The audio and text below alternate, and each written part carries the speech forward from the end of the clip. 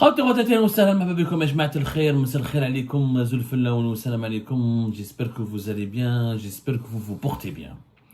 حكينا tout à l'heure aujourd'hui le 2 mai 2024 nous avons parlé nous avons commencé cette journée par une analyse très chiffrée, très factuelle, très précise des déclarations, des propos tenus par Abdelmajid Tebboune hier le 1er mai en marge de la célébration de la fête nationale, la fête internationale, de la journée internationale des travailleurs. Abdelmajid Tebboune el-Barah, il est parti à la centrale au niveau du siège de l'UGTA, le palais du peuple, le siège de l'UGTA, de l'Union Générale des Travailleurs Algériens. Et c'était vraiment une action assez inédite. La maison du peuple, pas le palais du peuple. À chaque fois je me corrige parce que le palais du peuple, Qasr el-Chab, Qasr el-Chab, il est situé ailleurs à Alger. Et c'est une résidence d'État où il y a des cérémonies officielles. La maison du peuple, c'est la résidence officielle de l'Union Générale. C'est le siège de l'Union Générale des Travailleurs Algériens, l'UGTA, une organisation historique en Algérie, mais qui est décriée, qui n'est pas représentative réellement de la volonté ou des revendications, ou des tendances, ou des sensibilités réelles des travailleurs algériens, parce que le GT a toujours été le partenaire du pouvoir, a toujours été l'instrument politique du pouvoir algérien, alors que les travailleurs algériens, eux, essayent au contraire, ils sont dans la contestation, dans la protestation, et ils sont les premières victimes d'ailleurs de la très mauvaise gouvernance et gestion du pays, et la misère sociale, la pauvreté, le chômage massif, la paralysie économique, ce sont les premiers qui en font les frais, ou là qui paye les pots cassés de cette très mauvaise politique du régime algérien. Mais allez, Nash. Abdelmajid Tebboune, a commencé à analyser un peu son discours, à l'occasion du 1er mai, la fête internationale du travail. Il a commencé à diagnostiquer donc la situation sociale et économique du pays. On a analysé tout à l'heure dans une première émission les propos totalement absurdes qu'il a tenus sur l'endettement, la dette extérieure et la relation avec Chouhada et les martyrs. Mais il y avait un point dans cette intervention qui était intriguant. Ce point-là, il est intriguant parce que Abdelmajid Tebboune n'a pas parlé que de la fête du travail, des travailleurs et des travailleurs de la situation économique et sociale. Il a parlé d'une région dont les dirigeants algériens n'ont pas l'habitude de parler. Et même une région taboue, les dirigeants algériens généralement évitent de parler de cette région. Ils essayent au moins de l'occulter ou de la banaliser parce que cette région, elle est sulfureuse. Et elle a une connotation politique très contestataire et elle est l'une des régions, pour ne pas dire la région, il faut le reconnaître, qui abrite les plus importants mouvements d'opposition vis-à-vis du système algérien. C'est la Kabylie. Père Tebboune, à la surprise générale, il a parlé de la Kabylie. Où je décris la Kabylie, 1er mai, la fête internationale du travail, les droits des travailleurs, la situation économique et sociale du pays. Il jette comme un cheveu sur la soupe. La Kabylie a été citée dans le discours d'Abdelmajid Tebboune. Il a dit clairement, voilà ce qu'il a dit dans son intervention à la Maison du Peuple à Alger. Certains insultent une région du pays, d'autres les martyrs. Un cadre de l'État s'est permis de s'attaquer à Abben al-Hamdan. Qu'est-il pour parler de Abben? Seuls ses compagnons d'armes peuvent parler de Abben. Voilà. Donc, Abben al-Hamdan Kabyle. Certains insultent une région du pays, la Kabylie, d'autres les martyrs. Une allusion claire et précise à la Kabylie. Dans un événement tenu, cette allusion elle est formulée dans une intervention dédiée à un événement qui n'a strictement rien à voir avec l'histoire, même si on va dire le GTA a une relation avec l'indépendance du pays, la lutte pour l'indépendance, mais voilà quoi. C'est vite fait quoi.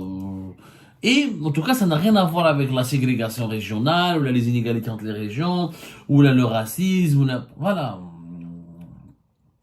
ما فهمناش واش دخل la Kabylie في الوسط. واش دخل la Kabylie في الوسط. Pourquoi Abdelmajid Tebboune a parlé de la Kabylie hier? En fait, nous avons obtenu les réponses en consultant plusieurs de nos sources.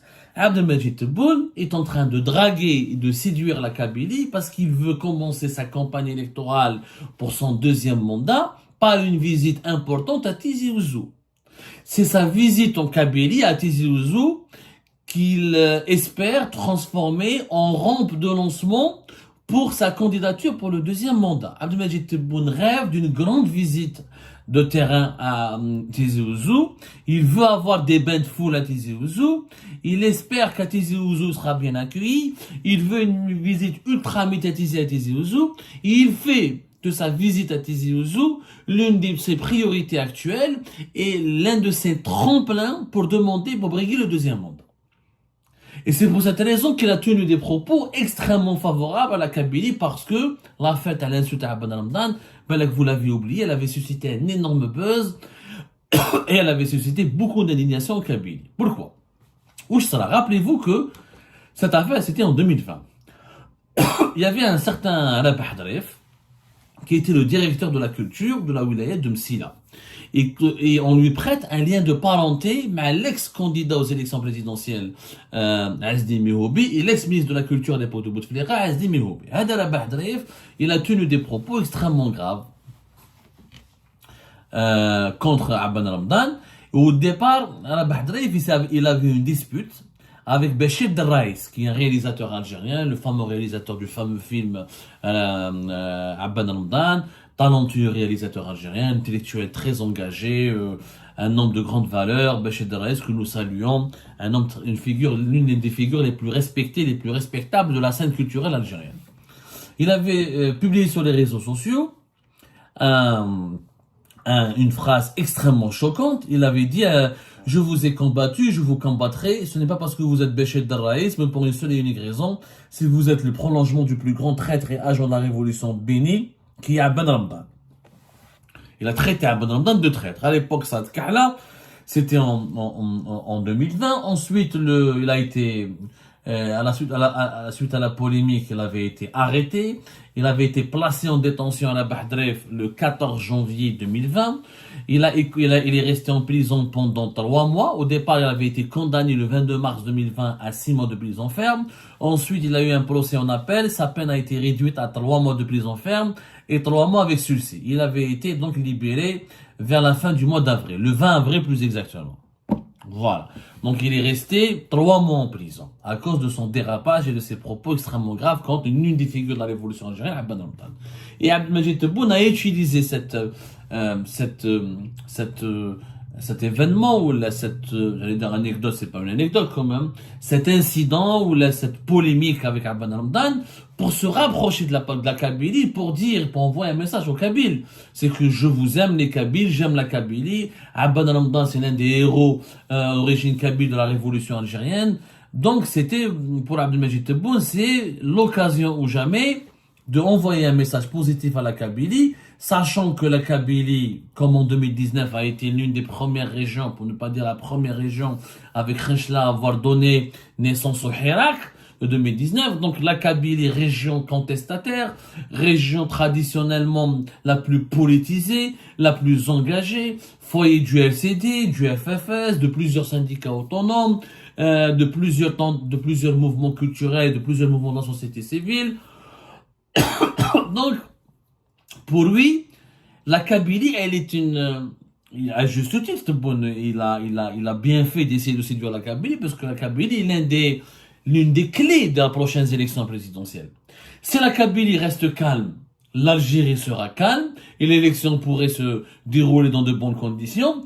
Si la Kabylie se rebelle et se réveille, et décide de renouer avec la contestation, ça va être très difficile pour le régime algérien de garantir une bonne organisation des élections.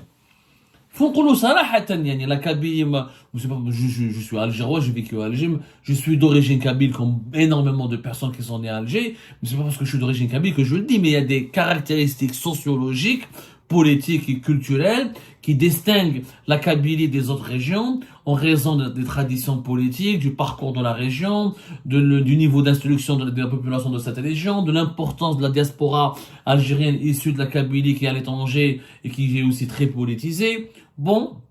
On essaie de coller une étiquette de séparatiste aux opposants algériens qui sont d'origine kabyle, ce qui n'est pas du tout vrai. Le séparatisme au Kabylie, il est extrêmement minoritaire et ça vous le savez, j'ai pas besoin d'épiloguer là-dessus.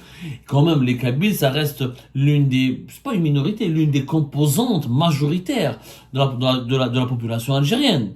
On parle de minorité quand on a 1 million, 2 millions, mais les Kabyles, il y a plus de 8 millions de personnes. Et les statistiques n'ont jamais été réellement révélées, approuvées. Parce que qu'est-ce qu'un Kabyle? Est-ce que c'est uniquement ceux qui sont des locuteurs qui parlent en Kabyle, ou là ceux qui en sont nés de parents d'origine Kabyle? Mais on est au bas mot, 8 millions de personnes. Les wilayas de Tizi Ouzou, de Bdjaya, de Bouira, de Boumerdes, berceau de la Kabylie, sont énormément peuplés. Zid Alger, la capitale, peuplée par beaucoup de personnes kabyles ou d'origine kabyle. Zid dans les autres wilayas du nord du pays, c'est quand même une population assez importante.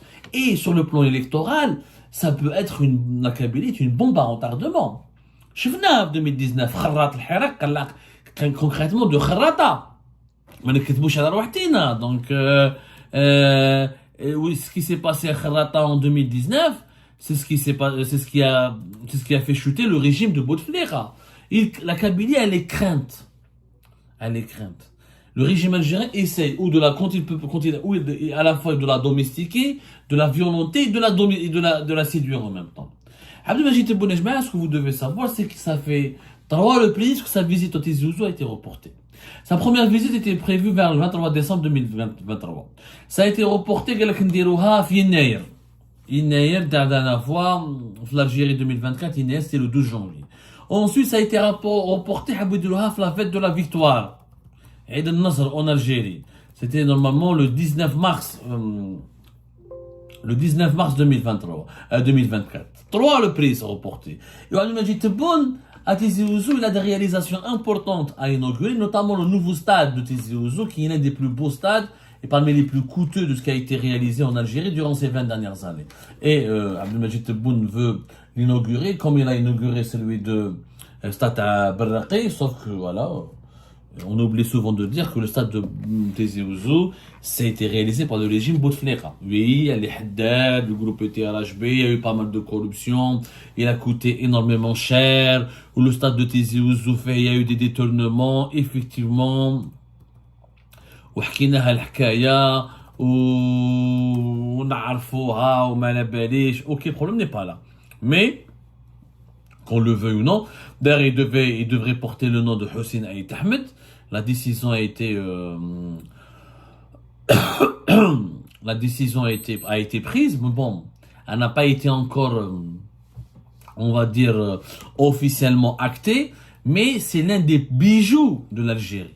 En tout cas, le stade, il est extrêmement beau, vraiment important. Il a coûté plus de 350 millions d'euros. On dit il est effectivement plus cher que pas mal de grands stades européens. Mais c'est un petit bijou. Il y a eu des affaires de corruption, il y a eu des transferts illicite de devises, il y a eu de la surfacturation. Tout cela est vrai. Mais ça n'empêche, ça n'enlève pas, ça ne dévalorise pas ce projet pour autant. Et ça lui donne, on peut pas se priver de dire que vraiment, quand il sera inauguré, vous allez le voir, c'est l'un des plus beaux joyaux de l'Algérie. Il y a un stade en norme internationale. Tu peux organiser une Coupe d'Afrique des Nations ou là, un match de très haut niveau ou là, même un match de Coupe du Monde. C'est quand même énorme. Il fait plusieurs équipements, fait des pistes d'athlétisme, fait 10 hectares d'hébergement, fait tout un complexe sportif. Franchement, mais le projet devait commencer depuis 2003. Il a tardé énormément à cause des problèmes qui a eu lieu entre les sociétés étrangères et les sociétés étrangères et les sociétés algériennes qui étaient partenaires de ce projet, notamment le groupe ETRHB de Ali Haddad. Mais on ne peut pas nier que c'est un très beau et très bel édifice, franchement, qui pourrait faire la fierté de l'Algérie. Mais au moins, les serqos ont servi à la construction d'un très beau stade. Alors que dans d'autres scandales en Algérie, beaucoup d'argent a été volé sans que rien ne soit réalisé. Ça ne justifie pas naturellement la corruption, ce qui s'est passé autour de ce stade. En tout cas, ce stade, il est fini, mais c'est Abdelmajid Tebboune qui doit l'inaugurer. Abdelmajid Tebboune veut faire de son inauguration un grand événement qui marquerait le redressement de l'Algérie, le renouveau de l'Algérie, alors que c'est complètement faux. Ce stade qui ferait pratiquement 60 000 places, c'est même pas la nouvelle Algérie qui est il n'a rien à voir avec la nouvelle Algérie. C'est le stade de Bouteflika. C'est le régime Bouteflika qui l'a construit. باش نفهموا مليح. بما عليناش. Donc, Abdelmajid Tebboune a envie de commencer le mois de mai sa campagne électorale, sa pré-campagne électorale, où il veut préparer l'élection présidentielle anticipée du 7 septembre en allant à Tizi Ouzou, en réalisant une grande visite à Tizi Ouzou. Mais sauf que les services de sécurité l'ont toujours fait des rapports pour le dissuader d'aller là-bas, et prétextant des potentielles protestations populaires, des problèmes de sécurité, et la visite a été reportée à 3 reprises, et beaucoup de services de sécurité ont officiellement peur que si Abdelmajid Tebboune se rend à Tizi Ouzou, il pourrait provoquer un déclic, des protestations qui pourraient relancer le Hirak, ou là notamment des émeutes ou là des protestations en Kabylie, alors que la Kabylie, depuis les événements, tristes événements d'Adjamal Ben Smaïl le mois d'août 2021, elle est complètement anesthésiée. Depuis les feux de forêt qui ont fait une centaine de morts, avec le crime atroce et le lynchage atroce et barbare de l'activiste et hirakiste Jamal Ben Smaïl, la Kabylie, elle est traumatisée, elle a peur de se révolter et elle a peur de sombrer dans une violence inouïe qu'elle pourrait causer beaucoup de problèmes à sa stabilité, à l'unité nationale. Mais bon, la Kabylie a été traumatisée par l'histoire de Jamal Ben Smaïn et elle s'est calmée. Mais le pouvoir algérien, les services de sécurité en tout cas, ont peur que la visite de Tebboune et la venue de Tebboune en Kabylie ne fasse oublier le traumatisme de Jamal Ben Smaïn et ne provoque une colère populaire assez vive, d'autant plus que la Kabylie, ou les wilayas, comme beaucoup de wilayas du pays, mais la Kabylie notamment, a fait l'objet d'une répression inédite durant le régime Tebboune. Et n'oublions pas la criminalisation aujourd'hui, à cause de la désinformation, de la propagande du régime Tebboune. Aujourd'hui, on n'arrive même pas à distinguer entre celui qui est pour le MAC, le séparatiste, avec le véritable activiste qui défend l'identité de la culture berbère. Il y a eu des confusions extrêmement dangereuses qui ont été entretenues. Énormément de Kabyles ont été emprisonnés. On n'en parle pas, on n'a même pas de chiffres réels, mais on parle de plusieurs centaines de Kabyles qui ont été emprisonnés pour des liens supposés avec le MAC, le mouvement séparatiste pour l'autodétermination de la Kabylie, alors que ces personnes emprisonnées n'ont jamais adhéré au MAC, n'ont eu que des parents au sein du MAC, ou là n'ont échangé brièvement au sein du MAC, ou là ils ont déjà démissionné du MAC, ou mais à cause de l'étiquette du MAC, énormément de Kabyles, femmes et hommes, ont payé un lourd tribut. Ils ont été emprisonnés, jugés, maltraités, traînés devant les tribunaux, inquiétés. Il y a eu énormément de problèmes. On ne le dit pas assez, ou là on ne le dit pas suffisamment, mais il y a eu énormément de problèmes. Et d'ailleurs, ça n'a jamais été assez médiatisé. La fête, elle est condamnée à mort, le procès de Jamal Ben Smaïl. Une trentaine de personnes condamnées à mort. Alors que quand on a décortiqué le procès, on en a parlé à Algérie, on a même donné des noms d'accusés qui n'avaient joué aucun rôle important, ni un rôle mineur dans l'histoire, dans le lynchage de Jamal Ben Smaïl. Et ben, ils ont été malheureusement condamnés à mort, alors qu'ils n'ont même pas participé à ce crime. Kéritha. La Kabylie se sent, à l'époque de Tebboune, qu'elle a été instrumentalisée, martyrisée, qu'on utilise la kabilité ou la berbérité ou la défense de la culture et de l'identité amazigh comme étant un marqueur politique pour identifier les séparatistes, et on a entretenu un climat extrêmement tendu en Algérie où la Kabylie n'a jamais été aussi stigmatisée et ciblée. William Tebboune, il veut la séduire, calmer le jeu. La preuve, d'ailleurs, la nomination à la tête de la JSK d'un nouveau patron qui avait occupé des fonctions officielles au sein du régime de Bouteflika n'est pas fortuite. Et c'est quelqu'un qui est très connu. Ould Ali, le nouveau directeur de la JSK, qui a été nommé. Ce n'était pas vraiment Hadi Ould Ali. Ça a été, il y a à peine de cela une semaine, ou là, 10 jours où il a été nommé à la tête de la JSK, le club phare de la Kabylie. C'est un signal.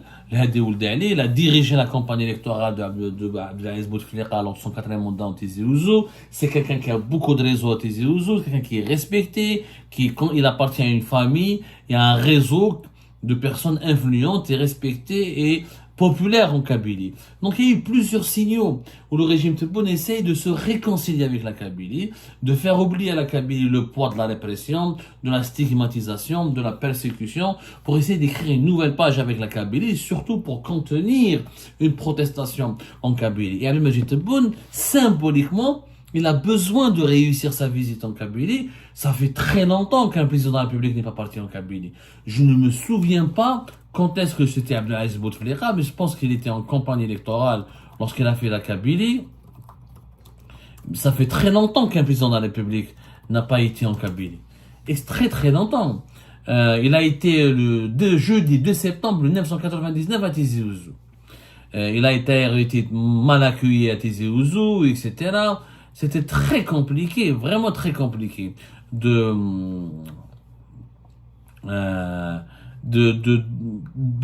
pour Abdelaziz Bouteflika. Entre Bouteflika et la Kabylie, le courant n'est jamais passé. Claire et net et précis. D'ailleurs, le printemps noir de 2001 en témoigne facilement. Mais depuis de très nombreuses années, il n'y a pas eu je dis bien, un président de la République qui est parti en Kabylie. Donc, c'est une symbolique forte qui est censée de permettre au régime algérien de démontrer que le pays est uni, que le pays, le régime contrôle l'ensemble de son territoire, qu'il n'y a pas de territoire où la République algérienne n'est pas, où le régime algérien n'est pas puissant, n'est pas le bienvenu, que tout est sous son contrôle, que tout le peuple, que toutes les régions du pays sont soudées autour du régime algérien. Donc il y a une symbolique très très forte dans cette histoire, dans cette visite de Tebboune en Kabylie. Mais il a envie de la réussir. Or, beaucoup de services de sécurité, même des membres de son entourage, essaient de le dissuader ou de le déconseiller, parce qu'en Khaïfine, ça peut être le déclic, ou là, il peut avoir un incident, ou là, une provocation de part et d'autre, ou là, il peut avoir une étincelle, Hagda, qui peut déclencher une émeute, une protestation, des rassemblements, un mouvement de colère. Et ça risque de perturber la visite, d'enclencher, de donner ensuite lieu à des répressions ou à des affrontements avec les services de sécurité, ce qui pourrait ensuite relancer la contestation en Kabylie. Pourquoi Abdelmajid Tebboune essaie de séduire la Kabylie pour essayer d'y aller, de préparer le terrain pour sa visite le plus calmement possible? Je pense que c'est légitime de la part de Tebboune de vouloir aller en Kabylie. Moi, j'aurais aimé qu'un président algérien fasse des visites mensuelles, voire trimestrielles en Kabylie, pour démontrer que le pays n'est pas menacé dans son unité nationale et que toutes les régions se valent et que toutes les Algériennes et les Algériens, quelle que soit leur appartenance ethnique ou la culturelle ou la identitaire, sont tous égaux. Mais on aurait aimé, comme Abdelmajid Tebboune, j'en ai parlé déjà, j'aurais aimé qu'il vienne en Kabylie bien avant. C'est le cas d'Abdelmajid Tebboune en Kabylie en 2021, en 2022 ou là en 2023, peut-être qu'il aurait été beaucoup plus salué, beaucoup plus légitime, beaucoup plus populaire et beaucoup plus accepté.